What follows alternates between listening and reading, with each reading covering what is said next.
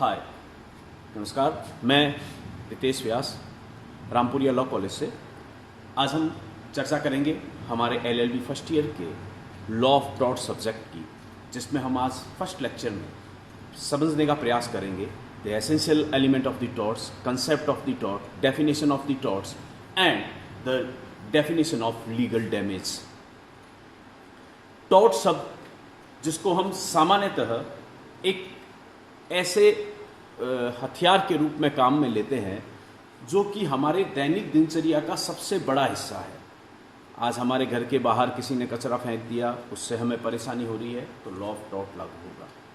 अपकृत्य को हमने बहुत इजी छोड़ रखा है, लेकिन अपकृत्य का जो मेन जेनेसिस था वो ब्रिटिशियंस के द्वारा लाया गया और उन्होंने छोटी छोटी बातों के ऊपर गौर किया कि किसी भी व्यक्ति को यदि आप परेशान कर रहे हैं, नुकसान पहुंचा रहे हैं, तो वो कहीं ना कहीं टॉर्टियस लायबिलिटी का पार्ट बनता है। अपकृत्य दो शब्द हैं। पहला जो शब्द अप और प्लस उस पे कृत्य, कृत्य का मतलब होता है एनी एक्ट, और अप प्रत्यय जब उसके आगे लगता है तो वह एक ऐसा कृत्य होता है जो गलत हो। टॉर्टम की जो टॉर्ट शब्द जो है उसकी उत्पत्ति, टॉर्टम लैटिन टर्म है और जिसको हम इंग्लिश में यदि हम कहें तो रॉन्ग या कुछ ऐसा जो कि गलत है। जब किसी व्यक्ति के द्वारा कोई भी ऐसा कार्य किया जाए जो किसी दूसरे व्यक्ति को नुकसान पहुंचा दे और जहां पर उसका सावधानी बरतने का कर्तव्य हो, ये दोनों चीजें जो हैं ये किसी व्यक्ति को लायबल बना देती है टॉर्टियस लायबिलिटी के तहत। चूंकि जैसे कि हम लॉ के बारे में बात करते हैं तो लॉ की भी जैसे पूर्ण डेफिनेशन नहीं दी जा सकती, उसी प्रकार लॉ ऑफ टॉर्ट को भी हम एग्जैक्टली वर्डों में डिफाइन नहीं कर सकते। लेकिन फिर भी अलग अलग जूरिस्ट ने अलग अलग केस लॉज में कहीं ना कहीं लॉ को परिभाषित करने का प्रयास जरूर किया गया। अपकृत्य शब्द को एक सामान्य परिभाषा में यदि हम समझें तो सीधे तौर पर अपकृत्य किसी भी व्यक्ति के व्यक्तिगत अधिकार यानी कि द पर्सनल राइट्स। देखिए, राइट्स जो है, अधिकार जो है, उसको हमेशा दायित्व के साथ जोड़ा गया है। कोरिलेशन है दोनों का। जहां अधिकार का सृजन होगा वहां कहीं ना कहीं आपके दायित्व भी आएंगे। एक व्यक्ति को यदि अधिकार सर्जित किए गए हैं, जैसे फंडामेंटल राइट्स, भारतीय संविधान हमें मूलभूत अधिकार प्रदान करता है, लेकिन उस अधिकारों को संरक्षित रखने की गारंटी देने का काम किसका है? राज्य सरकार को यह दायित्व दिया गया है कि वह फंडामेंटल राइट्स की अनुपालना करे और फंडामेंटल राइट्स के अनुसार सभी नागरिकों को वो अधिकार दें। फिर भी कोई प्रॉब्लम है तो जुडिशरी है, वहां जाकर आप न्याय प्राप्त कर सकते हैं। यानी अधिकार और कर्तव्य आपस में सापेक्ष है, लेकिन अधिकार हमेशा दो तरीके के होते हैं, right in rem and right in persona. Right in rem वो अधिकार है जो हमें सभी व्यक्तियों के खिलाफ प्राप्त है। यानी सीधे तौर पर कहें तो राइट इन रेम मीन्स ऐसे सभी अधिकार जो आपको व्यक्ति विशेष के लिए नहीं, जैसे मेरा सड़क पर चलने का अधिकार, वो अधिकार मुझे आप सभी यानी कि मेरे अतिरिक्त जो भी व्यक्ति है उनके विरुद्ध प्राप्त है। कोई भी व्यक्ति मेरे इस अधिकार का हनन नहीं कर सकता, तो ऐसे अधिकार को हम राइट इन रेम कहते हैं। Then second one, right in personam. Right in personam means individual right, and this right only कब, जब आप किसी व्यक्ति विशेष से कोई ऐसा कॉन्ट्रैक्ट करते हैं, कोई व्यक्ति विशेष से आप एक व्यक्ति विशेष से ही उस अधिकार को लागू करवा सकते हैं, तो उसे हम इंडिविजुअल राइट कहते हैं और वो राइट इन पर्सोनम होता है। Right in personam part of tort नहीं है। जब भी आप अपकृत्य के लिए किसी व्यक्ति को दायित्व के अधीन बनाना चाहते हैं तो आपको यह साबित करना पड़ेगा कि आपने उसके राइट इन रेम यानी कि लोकबंदी अधिकारों का हनन किया है। चूंकि सबसे पहली चीज, सबसे पहला पायदान क्या है कि अपकृत्य एक सिविल रॉन्ग है।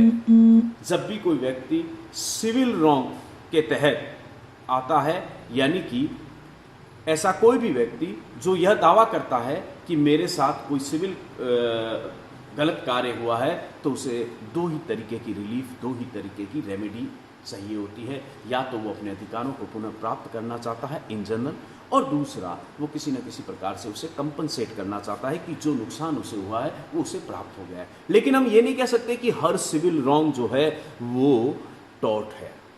हम आगे जब इसकी डेफिनेशन क्लियर करेंगे तो ये क्लियर हो जाएगा कि सिविल रॉन्ग है टॉर्ट, लेकिन यदि वह कॉन्ट्रैक्ट नहीं है, यदि वो ब्रीच ऑफ ट्रस्ट नहीं है, यदि वो इक्विटेबल ऑब्लिगेशन के अगेंस्ट है और यदि वो क्राइम नहीं है, तो ऐसा सारा एक्ट सिविल रॉन्ग की श्रेणी में आता है, तो वो टॉर्ट है।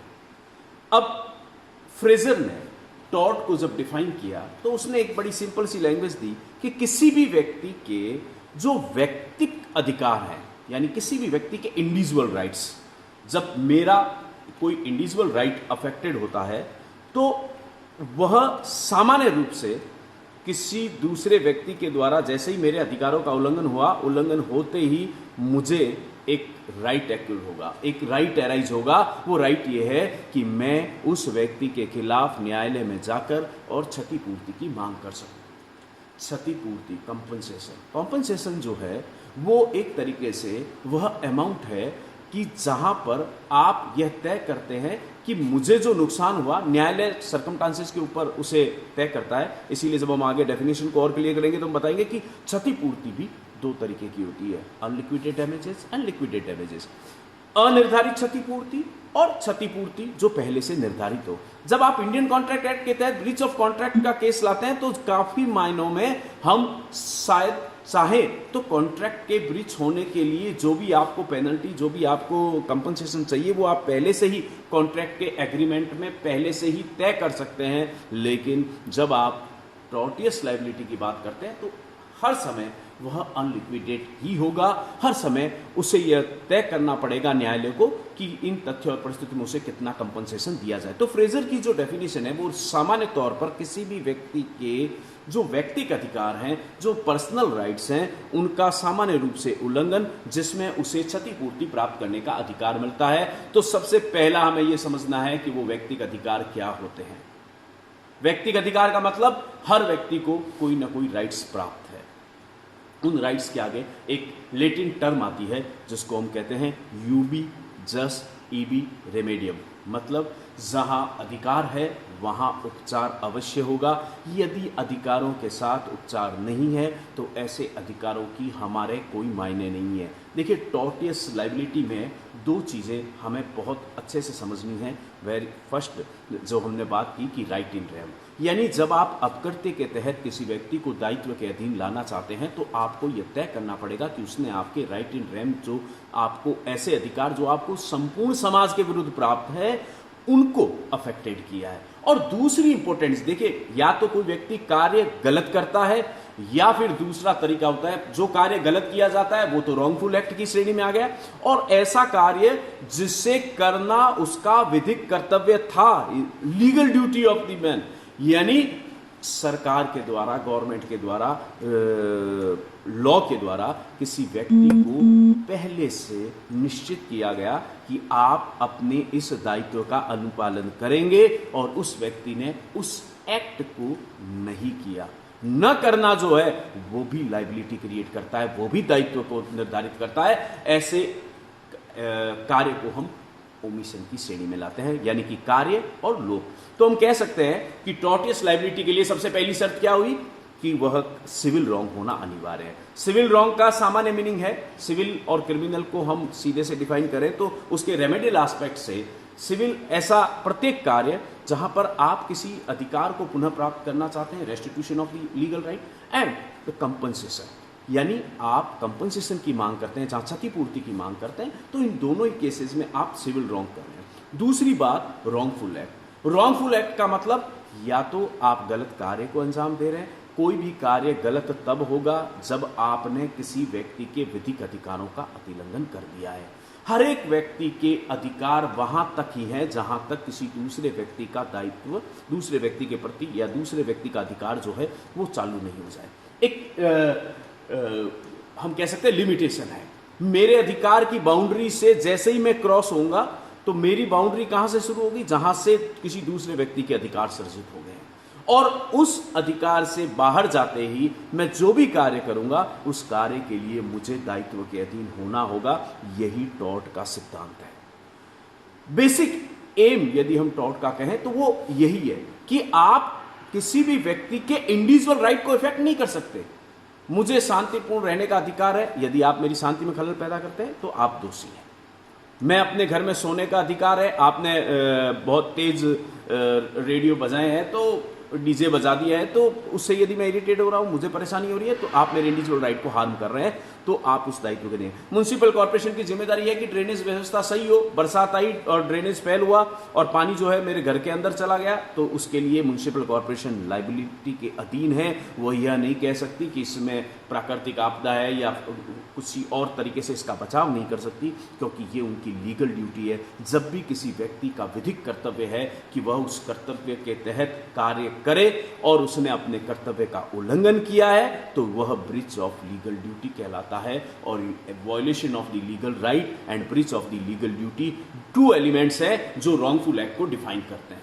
जब आप किसी भी व्यक्ति को यह कहेंगे कि आपने गलत कार्य किया है, तो आपको दो चीजें साबित करनी पड़ेगी टॉर्ट में कि आपके द्वारा किया गया रॉन्गफुल एक्ट किसी व्यक्ति के विधिक अधिकारों के उल्लंघन के कारण से, यानी आपने उस व्यक्ति के विधिक अधिकारों का अतिलंघन किया है, या फिर उसने उस ड्यूटी का निर्वहन नहीं किया है जिसका निर्वहन करना उसकी विधि द्वारा पूर्व निश्चित जिम्मेदारी थी, जिसे ही फ्रेजर ने क्लियर किया। फ्रेजर की डेफिनेशन को यदि हम सामान्य शब्दों में कहें तो अपकर्तव्यपूर्ण दायित्व जो है कैसे कब एराइज होगा, किसी व्यक्ति के व्यक्तिगत अधिकारों के उल्लंघन पर, और उसे उससे क्या राइट जनरेट होगा, यूबी जस इबी रेमेडियम, जहां अधिकार है वहां उपचार, तो उपचार क्या मिलेगा, जैसे ही अधिकार का वायोलेशन हुआ उपचार के रूप में आपको कंपनसेशन प्राप्त करने का अधिकार जो है, सिविल न्यायालय में जाने का अधिकार मिलता है। तो अंडरहिल की डेफिनेशन की यदि हम बात करें तो अंडरहिल ने अपकृत्य संविदा से भिन्न, अब देखिए जब हम अपकृत्य को डिफाइन करते हैं तो अपकृत्य की डेफिनेशन और ब्रीच ऑफ कॉन्ट्रैक्ट की डेफिनेशन में कोई ज्यादा हमें फर्क नहीं मिलता, क्योंकि कॉन्ट्रैक्ट में भी आप एक अधिकार का उल्लंघन करते हो यदि आप ब्रीच ऑफ कॉन्ट्रैक्ट कर रहे हो। ए ने बी से कहा कि मैं आपको जमीन बेचना चाहता हूं और उसने बाद में जमीन बेचने से इनकार कर दिया, उसके लिए उसने पहले एडवांस ले लिया और बाद में वो मना करता है, तो वो अपने प्रॉमिस का पालन करने में क्या करता है, गलती करता है, तो वो ब्रीच ऑफ कॉन्ट्रैक्ट के तहत जा सकता है। लेकिन वो भी सिविल रॉन्ग ही है। लेकिन दोनों में सबसे बड़ा फर्क क्या है, जो मैंने शुरुआत में बताया, राइट इन रेम। ये कॉन्ट्रैक्ट जब किया जाता है तो ये राइट इन पर्सोनम है। देखिए टॉर्ट में जब भी आप अधिकार की चाहे कर्तव्य की बात करें, ना तो अधिकार और ना ही कर्तव्य, वो सब पहले से सुनिश्चित है। एक व्यक्ति को किस तरीके से रहना है, उसकी टॉर्ट का जन्म क्यों हुआ, सीधा सा कंसेप्ट है कि मैं मेरे सुविधा के लिए किसी दूसरे को कष्ट नहीं दे सकता। मेरी इच्छा हुई, मैंने केला खाया और उसका छिलका सड़क पर गिरा दिया, मेरी सुविधा के लिए मैं सड़क पर वो जो छिलका, अब मान लो किसी ने पैर रखा और वो गिर गया, तो उसके लिए मैं लायबल हूं, ये टॉर्ट है। आपने अपने घर के कंस्ट्रक्शन के लिए एक हॉज बनाया पानी को स्टोर करने के लिए, उसको खुला छोड़ दिया, एक व्यक्ति हॉज के अंदर गिर गया, टॉर्टिस लायबिलिटी है। क्यों?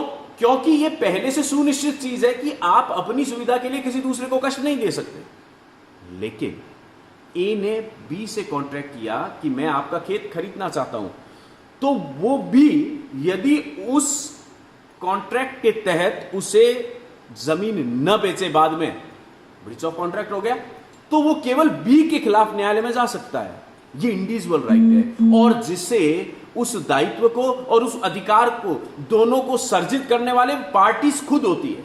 इसलिए जब अंडरहिल ने टॉर्ट को डिफाइन किया तो उसने शुरुआत कहां से की कि अपकृत्य संविदा से भिन्न, मतलब जो कि संविदा भंग नहीं है, एक ऐसा एक्ट है जहां पर कॉन्ट्रैक्ट करते हैं तो वहां पर हम इंडिविजुअल राइट को जनरेट करते हैं, चाहे ड्यूटी है चाहे राइट है, उसको हम जनरेट करते हैं। लेकिन अपकृत्य में ऐसा नहीं है। तो अपकृत्य जो है वो संविदा से भिन्न किसी भी व्यक्ति के पूर्ण अधिकारों का अतिक्रमण है, एब्सोल्यूट राइट का वायलेशन। जैसे ही आप किसी व्यक्ति के इंडिविजुअल एब्सोल्यूट राइट को हार्म करते हैं तो आप टॉर्टियस लायबिलिटी कर रहे हैं, या किसी व्यक्ति के सापेक्ष अधिकार का। देखिए, राइट्स एब्सोल्यूट भी हो सकते हैं, राइट कोरिलेट भी हो सकते हैं। जब आपने किसी ज़मीन को परचेज किया है तो मालिकाना हक यदि आपके पास आया है तो यूजेज का भी अधिकार है, ट्रांसफर का भी अधिकार है, सारे अधिकार है। कुछ अधिकार सीधे एब्सोल्यूट होते हैं, कुछ अधिकार सापेक्ष होते हैं। घर खरीदना, घर का मालिक मैं हूं, ये मेरा अधिकार है, तो उसके साथ कुछ अधिकार जुड़े हुए हैं। यूजेज ऑफ द होम, मैं सुख सुविधा से वहां नींद ले सकूं, ये भी उस अधिकार का पार्ट है, वो सापेक्ष अधिकार है। तो चाहे वो पूर्ण अधिकार हो, चाहे वो सापेक्ष अधिकार हो, और उन दोनों का यदि कोई व्यक्ति अतिक्रमण करता है, वायलेशन करता है, तो उसे क्षति पहुंचाता है। अब यहां तीसरी इंपॉर्टेंट चीज हमारे सामने आई, क्षति, डैमेज। डैमेज शब्द जो है उसको हमें काफी आइडेंटिफाई करना है, क्योंकि डैमेज को जैसे ही हम अपने दिमाग में लाते हैं तो हमारा फर्स्ट उसके ऊपर रिफ्लेक्शन क्या बनता है कि डैमेज मीन्स मुझे किसी न किसी प्रकार का या तो आर्थिक नुकसान हुआ है, या शारीरिक नुकसान हुआ है, या मानसिक नुकसान हुआ है। ये तीनों टाइप जो है वो डैमेज के हैं। आपकी प्रॉपर्टी को कोई हार्म करता है, डैमेज है। आपके धन को कोई हार्म करता है, आपकी संपदा को कोई नुकसान पहुंचाता है, राइट, कहीं ना कहीं डैमेज है। और यदि कोई आपको मेंटली इरिटेट कर रहा है, जैसे ही आप सोने की कोशिश करते हैं, बाहर वो ड्रम बजाने की कोशिश करता है, ढोल बजाने की कोशिश करता है, जिससे आप सो नहीं सके, तो ये सारे पार्ट ऑफ डैमेज है। लेकिन जब हम टॉर्ट की बात करेंगे तो वहां केवल डैमेज नहीं, लीगल डैमेज होना चाहिए, जिसको अभी हम आगे क्लियर करेंगे। तो कहने का मतलब वहां पर उसे क्षति हुई है, नुकसान हुआ है, और ऐसे क्षति होने पर उसको अधिकार क्या होगा कि वह उस व्यक्ति के जो सामान्य नुकसान हुआ है, उस सामान्य नुकसान को वापस प्राप्त कर सके। तो कहने का मतलब टॉर्ट क्या हुआ, एक ऐसा सिविल रॉन्ग जो कब एराइज होगा, किसी व्यक्ति के व्यक्तिगत अधिकारों का हनन होने पर, या किसी लीगल ड्यूटी के पालन न किए जाने पर, जो कि उसे विधि द्वारा पूर्व निश्चित किए गए कर्तव्य है।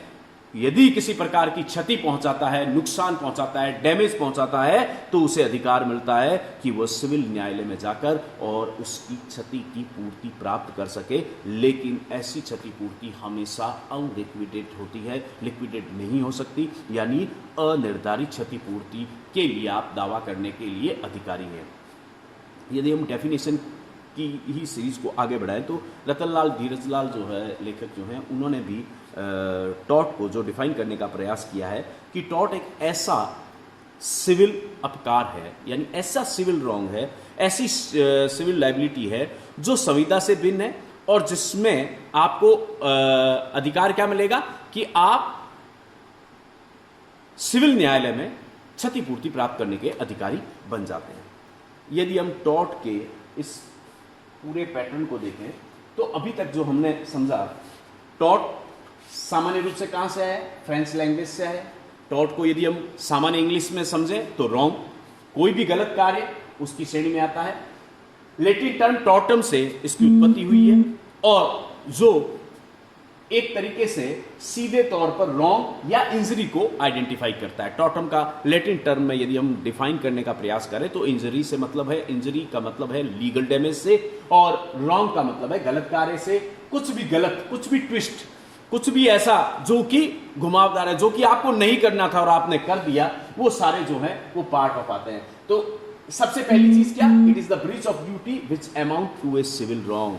हमेशा ऐसी ड्यूटी का उल्लंघन जो किसी व्यक्ति के सिविल रॉन्ग को जन्म देता है, और कब एवराइज होगा, जब वो किसी दूसरी व्यक्ति के प्रति उसकी जो सावधानी बरतने की ड्यूटी थी उसको क्या करता है, अफेक्टेड करता है।